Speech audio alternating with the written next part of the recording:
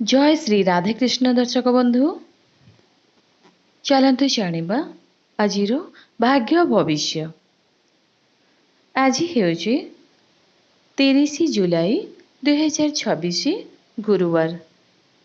केउ राशि पाई केमिति रहिबो आजिर दिन चलतु जानिबा आजिर राशिफल। प्रथमे जानिबा मेष राशि। छात्र छात्री माने आज सफलता पाइबे।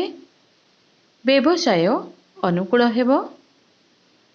चाकरी रे काम को प्रशंसा करा जिवो। लाभर सुजोग आसिबो। व्यस्तता हेतु स्वास्थ्य खराब होई पारे। प्रलोभित हुअन्तु नाही। आज भ्रमणर लाभदायक हेबो। वृष राशि। आज अधिक प्रयास करिबाकु पड़िबो। व्यवसाय भल रहिबो। आय ह्रास होई पारे। दुखद खबर ग्रहण करिबा संभव।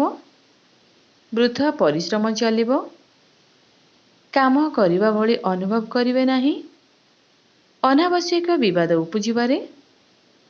निजे गुरुत्वपूर्ण निष्पत्ति नियंतु। अन्य मानक द्वारा उत्तेजित नहेले यह लाभदायक हेबो। मिथुन राशि। आज कुमारी माने विवाह प्रस्ताव पाई परिवे। प्रयास सफल हेबो। विनियोग भल हेबो। आज चाकरी रे अग्रगति हेबो।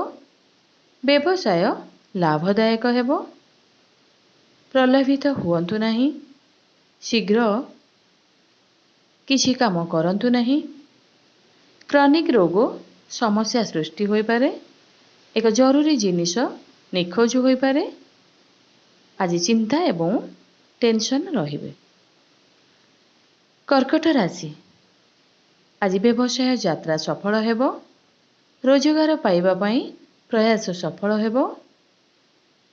अप्रत्याशित लाभ होई पारे। व्यवसाय रे अनुकूल लाभ हेबो। प्रलोभित हुअन्तु नाही।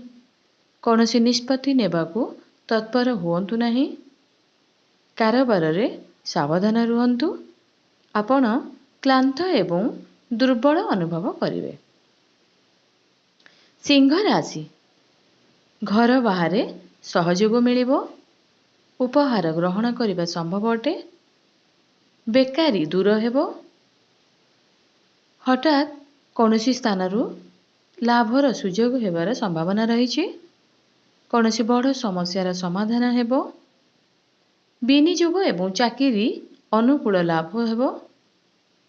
आपनकु एक ऋण नेबाकू पड़ी पारे। मस्तिष्क जंत्रणा होई पारे। कन्या राशि। काहा सहित हालुका हसन्तु नाही। नकारात्मकता रहिबो। बिना कारण रे आज क्रोधित हेबे। चिंता एवं टेंशन हेबो। अनावश्यक जुक्ति होई पारे। रिस्क नियंतु नाही। आखि को आघात एवं रोगुरु रक्षा करन्तु। एक मूल्यवान जिनिस नष्ट होई पारे। एक पुरुणा रोग पुनर्बार होई पारे। अन्य मानक सहित झगड़ा करन्तु नाही। तुला राशि।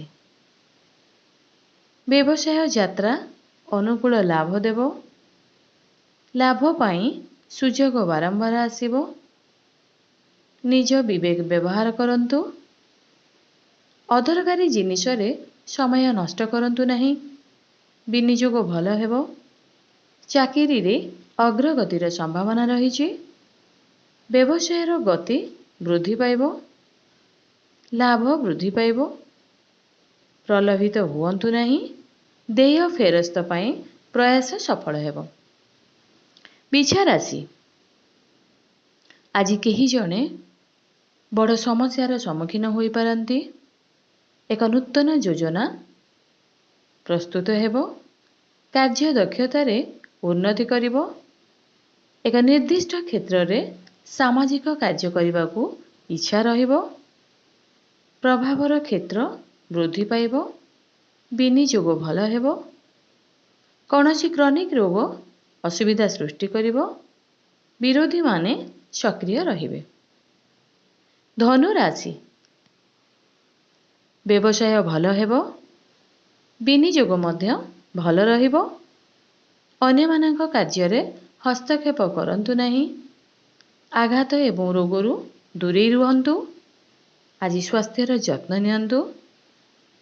ଦୁଷ୍ଟ ଲୋକମାନେ ଆପଣଙ୍କର କ୍ଷତି ଘଟାଇ ପାରନ୍ତି।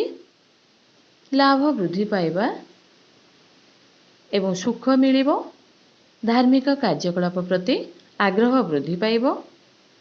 କୋର୍ଟର ବିଚାରାଧୀନ କାର୍ଯ୍ୟରେ ସୁସଙ୍ଗତା ରହିବ।